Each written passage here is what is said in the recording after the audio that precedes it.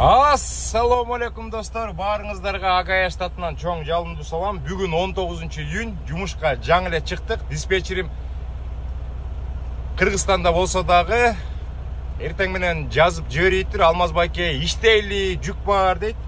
Өтө кыска жүк экен. Болгону 480 майл айдайт экенбиз, $1000 төлөп берип атат. Ушул Агая штатынан алып, Мичиган деген штатка барат экенбиз. Азыр бул жакта кагазын берди, болгону 15.000 эмекен, салмагы 15.000 паунд экен. Абдан жеңил жүк экен достор. Биринчи жолу Америкада тракта иштеп атып, эң бат жүктөгөн ушул жүк болду. Мен деген докко коёрум менен 3 минуттан кийин келип, ушул киши мол жерге кол кой деп туруп, кагазды чыштап туруп, кете бер деп койду. Мен айтып атпайм, мындай өмүрүндө биринчи жолу болду да. 3 минутта жүктөп койдуңар десем, каткырып күлүп, бизде ушундай деп койду. Азыр барып жүктү көрөбүз. Мыякта анча-мынча кар жаап атат. Кызыл машка абдан сагынып калыптыр бизди. Эртең менен келип от алдырайын десем, от албайт. Анан Lexus'ду токтотуп, атайын неме бар, шнур бар. Жанагы эмне деп коет, кабель деп коет го, ошону деген аккумуляторго туташтырып, сразу бир 10-15 минут коюп койдум, анан от алып кетти. Анда барып азыр жүктү көрөлү достор. Эмне жүк алыптырбыз. Мо абдан сонун поле экен, американский поле. Мини футболго, чоң футболго ушундай полелерди кылса, жуп-жумшак. Достор, менден кийин азыр тияка бир бокс трак кирип кетти. Болгону 4-5 догу бар экен. Кичинекей эле экен. Могу жери абдан таар экен. Кичине кыйналып атып койдук. Азыр мен сиздерге жүктү көрсөтөм. Эмне жүк алып турбуз. 3 минуттун ичинде жүктөп койду.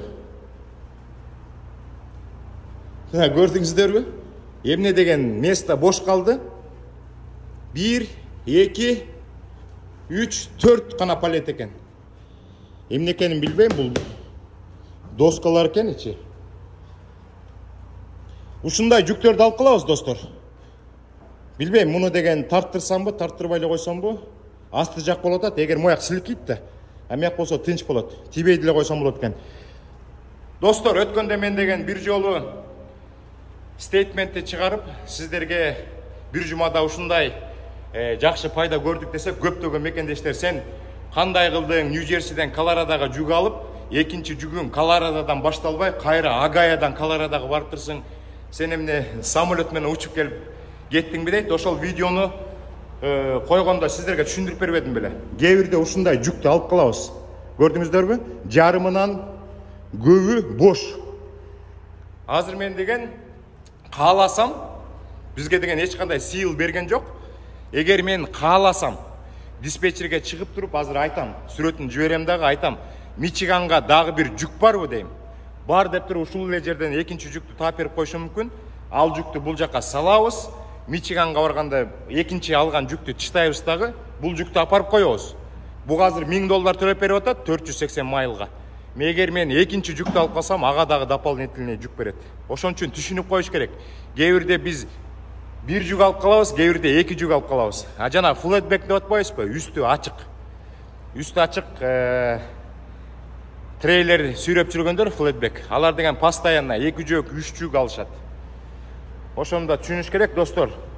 Анан эшикке чыксам азыр жаан жайт, ушул жерден эле туруп сиздер менен бир коорашып алайынчы. Мен 10 күн иштеген жокмун. Бүгүн 11-күнү чыктым. Биздеги роботко окшоп кечке иштеп жүрө бербейбиз да. Кээ бирде чарчаганда 10 күн болобу, 2 жума болобу, 3 жума болобу, ушинтип эс алабыз. Мен акыркы үйдө жатканда бир 2-3 күндүн ичинде Кыргызстандан бир 15ке жакын мекендешим менен сүйлөштүм. Менин телефонум такыр тынбайт. Россиядан, Европадан, Турциядан, Германиядан, Кыргызстандан, Казакстандан деп эле ар бир 5 мүнөт сайын чала беришет мекендештер. Анан акыркы күнү сүйлөшкөн мекендештердин баардыгы айтып атат, Алмаз байке, биз үй бүлөбүз менен туристтик виза алдык деп. Анан үй бүлөдө канча киши? 3 балам бар, 4 балам бар, 2 балам бар дейт. Анан мен дагы таң калдым да. Мурда көп берчү эмес ушундай туристтик визаларды. Анан кандай болду, канчадан кийин кирдиңер десек, 3 айдан кийин, 4 айдан кийин интервьюга кирдик дейт. Өзүңүздөр билгендей, бир күндөрү 2,5 жылга чейин Кыргызстандагы Американын посольствосунда очередь болчу. азыр кадимкидей жылыш бар экен. Ким туристтик виза менен келем десе, жанагы диез 160 форманы толтуруп, документтерди даярдап, посольство менен байланышсаңар, bir 3 aydan кийин, 4 aydan кийин киргиле интервьюга деп атат да. А мен акыркы күндөрү сүйлөшкөн мекендештердин баардыгы эле кирдик дейт, 2 балабыз, 3 балабыз, 4 балабыз бар болчу, баарыбызга эле берип атат дейт. Ошон үчүн достор, ошондой легалдык жолдорду тандаганга аракет кылалы. Сиздер дагы азыр кирип койсоңуздар болот. Кирип документиңерди тапшырып, анан 2-3 айдан кийин интервьюга кирсеңер, сиздер дагы өтүп кетишиңер мүмкүн. Өзүңүздөр билгендей, мен дагы Чикагога барбадымбы? Чикагога барганда көптөгөн Мексика менен келген мекендештер менен сүйлөштүм да. Мексика деген бул темасы азыр деген бул эч кандай секрети жок болуп калды да. YouTubeга кирсе миллиондогон видеолор бар. Ошолордун ичинен көптөгөн мекендештер менен сүйлөштүм. Абайлаш керек достор. Абайлаш керек Мексика менен келгендечи. Ошол эме аттарын айтпайм, көптөгөн мекендештерге кезиксек айтат, ошол Мексиканын оор жолу менен келдик дейт. Көптөгөн мамлекетти өттүк дейт. Жанагындай катерлер менен 12 саат өттүк дейт. Асты-уста кетип бараткан катер бая коңторулуп кетип, ичинде 12-15 киши чөгүп кетишти дейт. Ар кандай жаман окуялар болуп атат да. Анан деген азыркы учурда Мексикада картель деп коет да. Картель деген бул бандиттердин группасы. Ошолор аябай күч алып атат. Бывший военныйлардан ушундай группалар топтолуп, анан ошолордун колуна түшүп азап чеккендер көп болуп атат да. Мен ошондой мекендештер менен көбү менен сүйлөштүм, абайлаш керек. Өткөндө да айтып атышат, бир орус үй бүлө келатса, 2 баласы бар экен, анан жубайын алып калыштыр ошол картелдерчи. Анан ал кишини кой бериптир, ал Америкага 2 баласы менен кирип, аябай жаман болуп жүргөн дейт. Анан ал кыз Америкага жаңы кириптир, жакшы. Абайлаш керек. Балдарды алып калышы мүмкүн, жубайларын алып калышы мүмкүн, үй бүлөлөрдү эки жака бөлүшү мүмкүн. Ал картелдерге баары беркен. Алардан полицейскилер да коркот экен. Анан деген жана таксиге түшкөндөн абайлаш керек экен да. Ошо көптөгөн таксистерге айтып коюптур, кимдер иностранецтерди салып бизге алып келип берсе, ар бир иностранецке $500 беребиз деп. Ошон үчүн таксиге түшкөндө да абайлаш керек.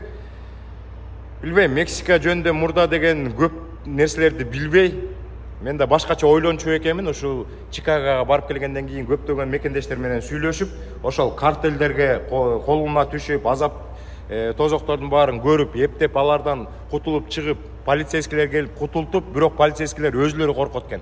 Ар жакта дагы кишилер бар, жүрө алып чыгалы десе, жок, алып чыга албайбыз, кетиш керек деп.